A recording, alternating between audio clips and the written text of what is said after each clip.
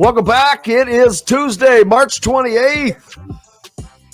Glad to have you along. It's a good-looking day out there, and couldn't be any better. We've got Cabro along for the ride, and now Chronic Hoosier joins us. Chronic, how are you, sir?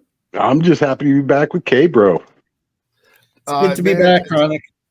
Good to have him on for the day, man. He's in and out. He's a stealth fighter, man. You never know when he's going to stop by. Speaking of stealth fighters, I mentioned this earlier, but I know that you will love this information and already know it. But the Indiana softball team, 15-game straight winning streak, longest since 2011. They're 22-9 right now, tied at the top of the Big Ten.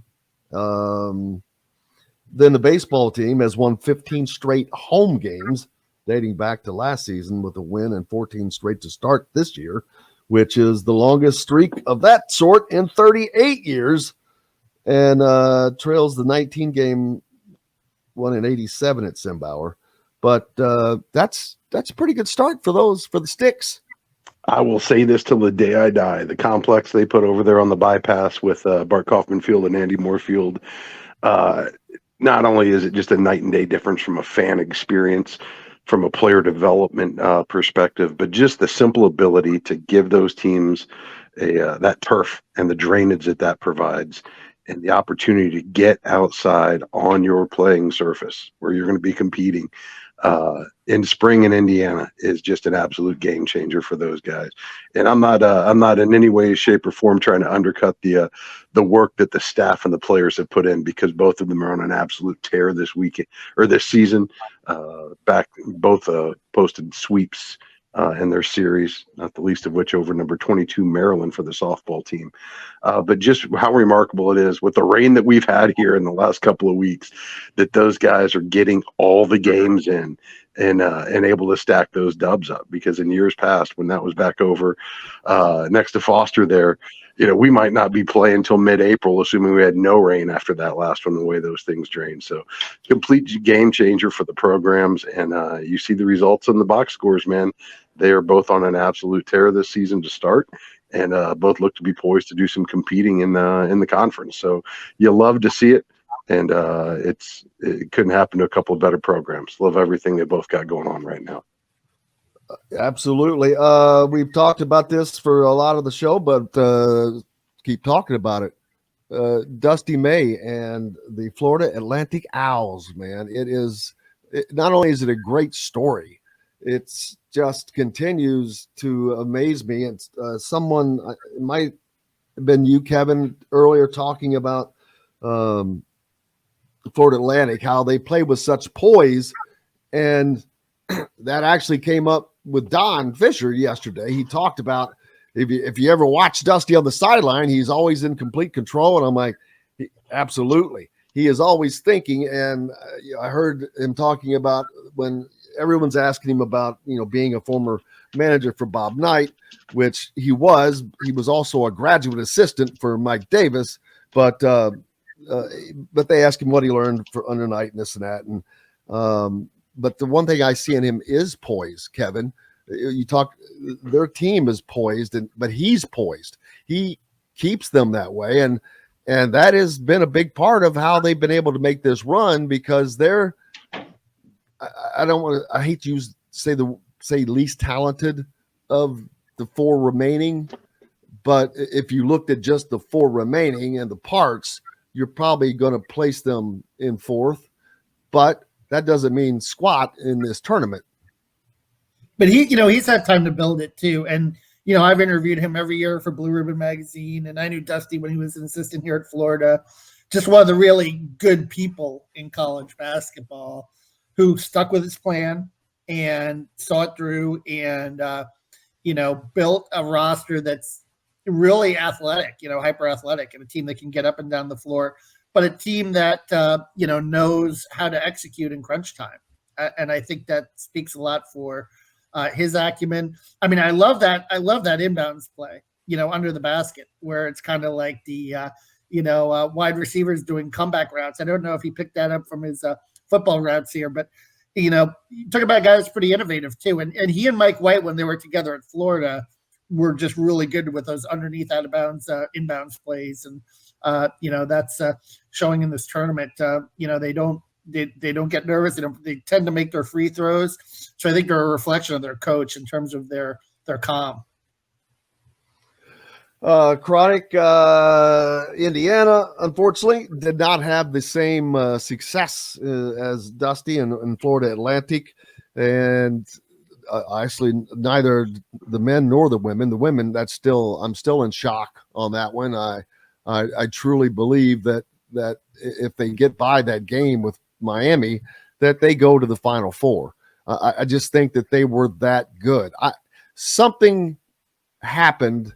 And I'm convinced that it was, I don't know. They lose at Iowa, which they're supposed to lose that game. They lose it in heartbreaking fashion, which would have been incredible to get that win. And to lose it like they did was just gut-wrenching, a gut punch. But then they get into the Big Ten tournament, and they run into a buzzsaw in Ohio State, who had, as a team, they beat by nearly 30 in Columbus during the season, but they give up a 23-point lead, and I don't know if that's what changed, but something seems to have changed for that team, who only lost 4 games, but 3 out of those 4 losses came in succession at the end of the season. Yeah, it's a tough pill to swallow, and I don't know that it's going to get a whole lot easier over time. I look back on my historical perspective, and you think about the 92-93 Hoosiers. I don't know that I've seen in my lifetime a more complete squad, just top to bottom, an absolute unit. Some of the best basketball players ever to lace them up, and just the cruel fate of basketball and the single elimination tournament format.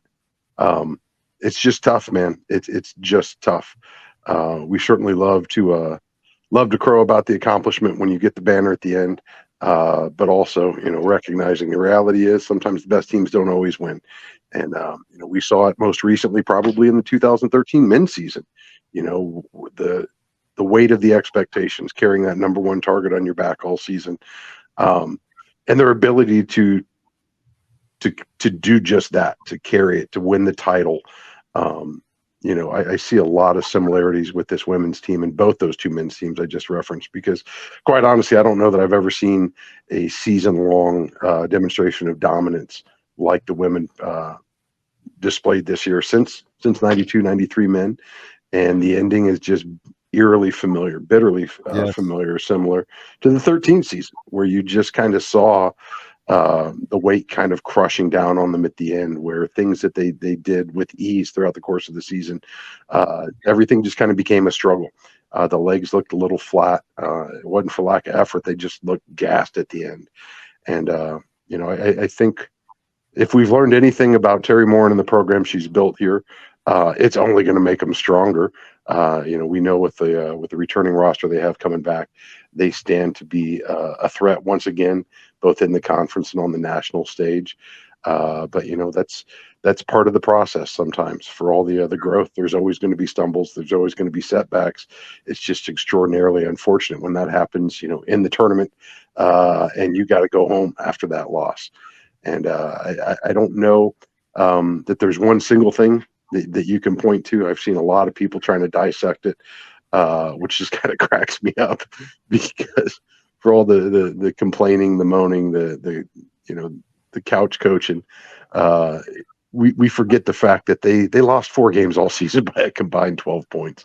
I mean, just one of the most absurd things I've ever seen in my life as an Indiana basketball fan, just basketball fan in general, for that matter. So, they could legitimately have been undefeated, and probably should have been if McKenzie does. I mean, Grace doesn't get hurt. Yeah, they don't lose that game to Michigan State, and I think it just maybe it changes things.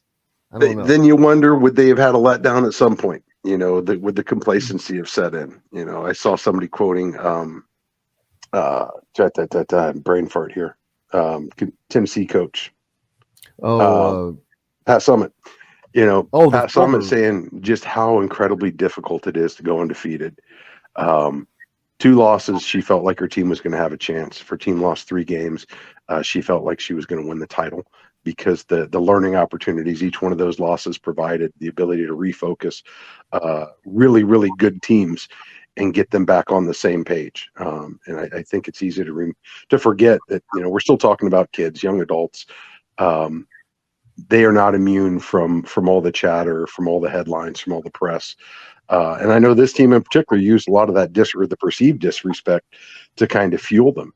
And then, you know, there's a lot of outside influences that they work really hard to keep at bay. But at the end of the day, I don't think any of them are oblivious to what they were doing, what they were accomplishing, what was at stake. And, you know, you got to wonder, well, we can always wonder what would have happened if she didn't get hurt. At the end of the day, you know, I'm going to sit back and remember that at a point where I thought the season was lost and the title hopes were out the window, they found a way to hang a Big Ten banner for the first time in 40 years in Bloomington for that program. You know, battled through all sorts of injuries across the board, not the least of which right up to the very end of the season. You know, and the way they were able to come together and rally is just, I think, a testament to the program that Terry Moore and her staff have built. But I don't think it's done. I don't think the story's done just yet. I would Yeah. not be surprised if you see similar headlines for a couple years to come here. I'm curious about the Mackenzie Holmes knee injury situation towards the end and her not being 100%, and if that kind of took something out as well, because, you know, she was such a focal point in terms of her scoring. Absolutely. Yeah. I mean, that's exactly what Gronick was referring to. It was very similar to Indiana with Alan Henderson back in the early 90s. They're rolling. They have a lineup that just of assassins, and he was the man in the middle, and who was just an all Big Ten guy. And man, he hurt his knee, and that just changed everything. All-American guy. Yeah. It was just, man. Yeah, that's a team that's one of the teams that, besides the 75 team, just one of those teams in 92, 3 or 4. That's the second highest team if you want to put it in order, that should have won a national championship for Indiana that did not.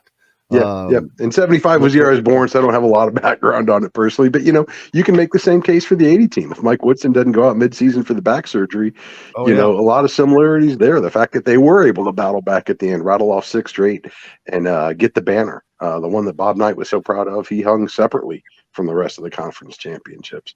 You know, who knows what would have happened had Woody stayed healthy throughout that season with a freshman Isaiah Thomas on campus with them. So what we do know, though, from both of those examples is they went on to have at least the 76 and the 81 team learn from those experiences, and were able to parlay that into some greater success. So I would imagine that's likely the blueprint for the women heading forward into this offseason.